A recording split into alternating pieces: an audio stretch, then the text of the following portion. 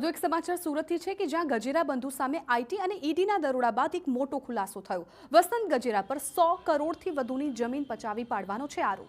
પાલ વિસ્તારમાં bogus power of એટર્નીથી જમીન કબજે કરાઈ હોવાનો દાવો।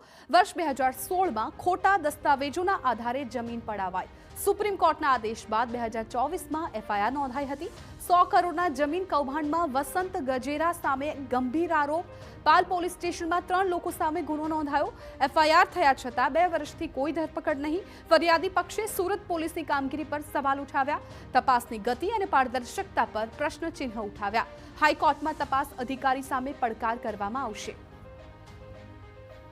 આ કેસમાં એવું છે કે 2016ની જમીન 100 કરોડની કિંમત એ વખતે હતી વેરિન 2026। 2024થી સુપ્રીમ કોર્ટે કીધું છે કે એફઆઈઆર બને છે અને એના ઓર્ડરના 1 મહિના પછી એફઆઈઆર થાય છે, પણ પોલીસ તો તપાસ જ કરે છે। હજી 2024થી 2026 સાહેબ સીઆરપીસીમાં બી 90 દિવસની મેક્સિમમ લિમિટ છે અને કાયદાના ઘોડીને પી ગયા છે। કા વસંત ગજેરાના નામ હેઠળ દબાઈ ગયું છે, કા વગદાર માણસોને અંદર દબાઈ ગયા છે અને આવા સંજોગોમાં all of the sudden IT department red કરે છે। ઈડીવાળા રેડ કરી રહ્યા છે। They are going to conduct, they going to involve in this કે પંજાબ નેશનલ બેંકનું સ્કેમ છે કે એની અંદર મેહુલ ચોકસીને બધા જોડે સંકળાયેલા છે।